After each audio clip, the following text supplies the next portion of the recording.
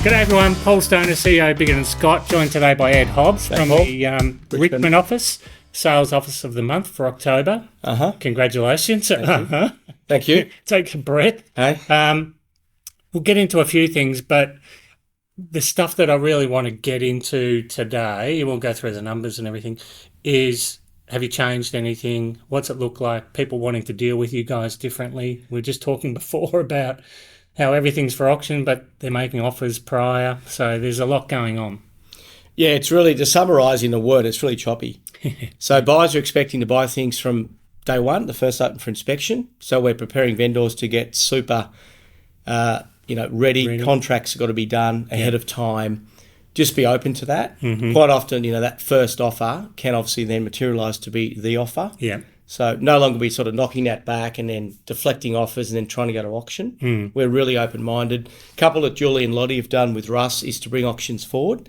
A couple of those have been done on the Zoom platform. Yeah. So I think we had 3 this week have all sold ahead of their respective auctions. Yeah, right. 2 on the Zoom, and then Phoebe negotiated one out with us privately. Yeah. But the dynamics have changed, haven't it? It's no longer set and forget 4 weeks. It's like, hey, you're on the market. We're ready to sell tomorrow. People used to for the right numbers for the whole campaign for the 4 weeks, but now those ones that are making the offer up front, they're gone. If they can't buy that one, they move to the next one. Oh, 100%. And they're not. And the vendors that says, they'll be there on auction day. Yeah. Not happening. Yeah. So no, we've got to be really fluid with the approach. Yep. And we think we've embraced that quite well. So the old set and forget is out the door. It's like, hey, we're on the market from day one. Expect to get early offers. So part of this is there's more stock on the market, so everyone's got competition when they're selling. Yeah. And they can move on and buy something that's similar accommodation, obviously not the same house. And I think it's just the general speed of the economy. Yeah. Yeah. So, they're expecting no longer we have to wait the 28 days before we can buy. It's on the market now. We expect to buy it now. Bit of vendor, bit of buyer anxiety as well as we approach the Chrissy. Yeah. So every campaign we want in a campaign. We don't want stuff to pass in and then linger. Yeah. So we're setting up vendors now to say, hey, if it doesn't sell this weekend, by Monday we want a fresh campaign. Yeah. Reposition, reprice, remarket. So this is very Sydney, where we need to hit day one with everything prepared. We need the contracts ready. Yes. Building inspection. Yep. Absolutely. It is very Sydney. Yep. And it's because people are just quick. And even in an off-market or a pre-market, and by the way, we're putting all of our pre-markets on for January, Feb. If we got access, we're getting photos now on our website, BNS website now, with a building inspection, because you need that for A, obviously, for the lower the barriers of entry, but B, for the compliance. Yeah. So we'll sell a heap ahead of their Jan, Feb auction dates through December. Yeah. And December, again's choppy, but that's also part of the listing tool. Yeah. So if an owner's going to be selling in the first quarter, you've got to get listed now. So if you're serious, we got it. But if you're just looking, you got to wait. Yep, 100%. But if you don't list it now in November, December, a competitor will. Yeah, yeah. So I've probably got 6, I think the last count earlier this week, of Jan, Feb auctions. So I have a T-chart, who's selling this year, next. Yeah. Josh Fegan always wants me to get 15. Yeah. End up with about 12. I think that's a win. He thinks that's a failure. Yeah. And we just do the song and dance every year. But 6 now is good, on the way. Yeah. I reckon 4 of those are on our Bigger & Scott website only, coming soon with some professional photos. Yeah. I've got 1-9 The Crofts, Richmond Hill. It's a 3.5, 4 mil house. We got teaser photos. Yeah. So they're sort of portrait, they're magazine-y style. They're not the full one at the front. It's like a little one at the front door. Yeah. It's just a little tempter. Yeah, right. So we've released that pre-market. There'll be a 15 or probably a 12 grand campaign coming in January. Yeah. But there's Why January? Advocates going now. Mid-Jan, mid-Feb, we find there's plenty of deals in December, Russ, but we also find January, there's a little bit of fresh energy as well. Yes. Buyers have had a little bit of a break. Yeah. They do get a little bit fatigued. I'm being apprehensive here because for us. But we had a few last year that we tried to sell in December. Yeah. Just didn't happen. Some fresh buyers came out in Jan, bang sold. Yeah, okay. And that wasn't by strategy. That was just the nature of the dynamics of our marketplace. Yeah. I won't say all the obvious things, Russell. So sometimes trying to cram into December. Yeah. And I've got this big 3.5 to 4 mil one. I don't want to rush it and get the timing wrong. So I'm trying to be methodical, a bit considered in the approach. Yeah. Pre-market now, certain advocates, certain underbidders. Yeah. we're the seller. If not, we're going to go mid-Jan, mid-Feb auction with a full campaign, really good, comprehensive. And you've got time to schedule. massage whoever's on your database and those price ranges. Absolutely. So it's all good. Yep. VIPs. And manage the vendor correctly. And he's really, the thought behind his campaign, he's really grateful that we're not, he said, a few other agents just wanted to rush it. He said, I'm in no rush. I've got 6 months. Yeah. So we actually liked our approach by saying, hey, pre-market now, a couple of teaser photos online. We've got a building inspection, we've got a floor plan, all that professional photos, the teasers. Yeah. If not, we'll launch in Jan for a proper campaign. Yeah. Yeah. So look, the market's very dynamic. So hugely. So really, we've got to first things first. The building inspections or the building reports. Yes. Are a must. So you guys get set up with all of that. Yep. The contracts are ready. First open for inspection. You've got them. They're there. Yep. 2 minimum requirements. Yeah. Yep. Right. Absolutely. Okay. And you can sell on day one. Yeah. So that's the urgency of the market driving that, which... and they expect that, by the way, the buyer. If you don't have a building report now, it's like you're the odd one out. Yeah. Even one-bedroom flats, where's the building inspection? We're like, never done that. You know what I mean? Like, there's a body corporate, you've got all insurances. Yeah. No, they want on that. Yeah. I saw one in... Phoebe saw one in George Street.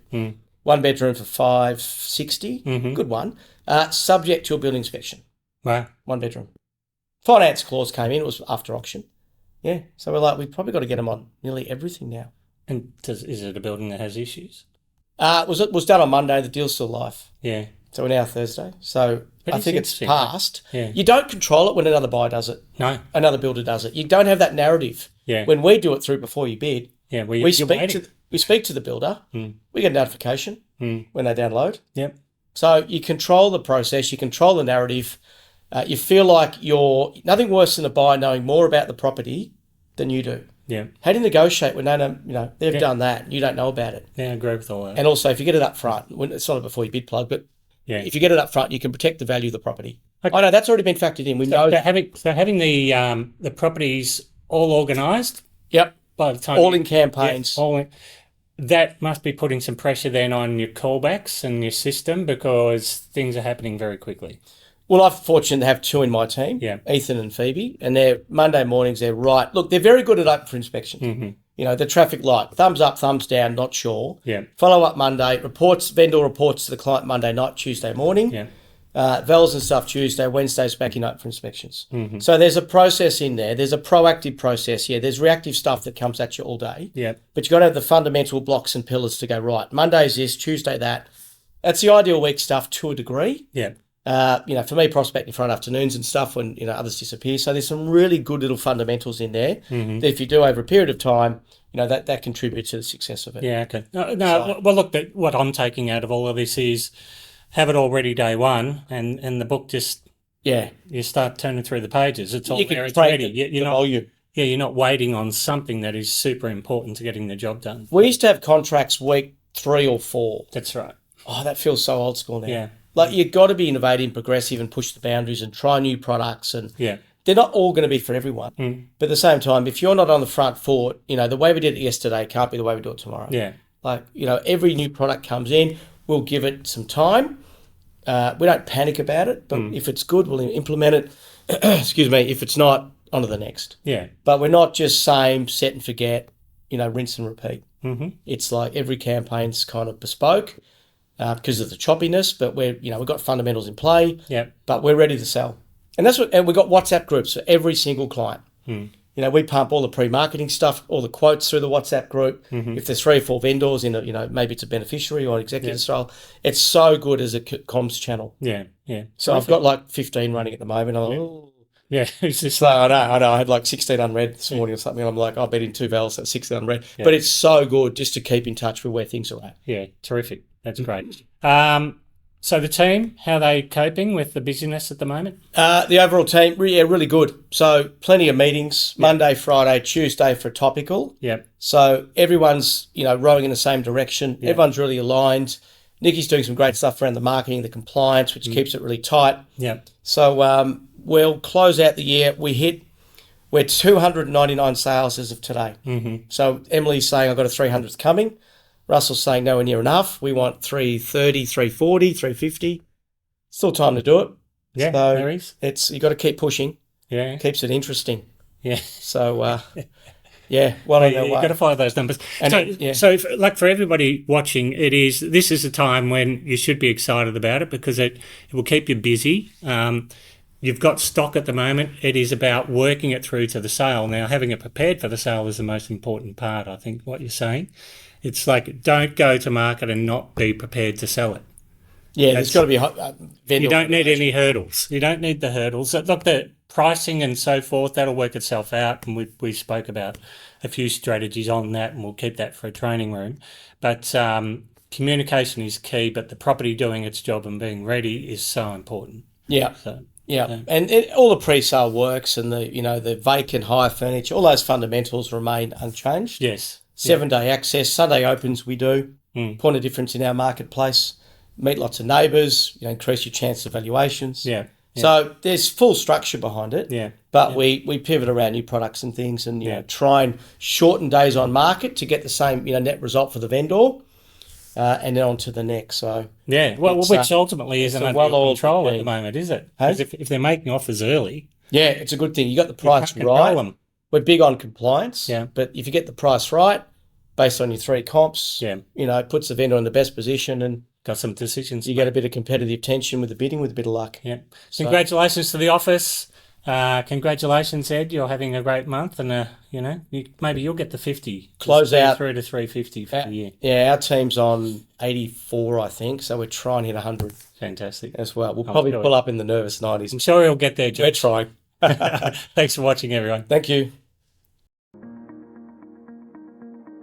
Welcome to Mercedes-Benz Toorak. Here at the Home of Luxury, our friendly and knowledgeable team are here to showcase and demonstrate to you the Mercedes-Benz of your dreams. With a remarkable range of demonstrator vehicles here on site in Toorak, why would you choose to buy your next Mercedes-Benz anywhere else? Bookings are essential to secure your VIP test drive experience this weekend, so reach out now. We look forward to welcoming you to Mercedes-Benz Toorak, the Home of Luxury.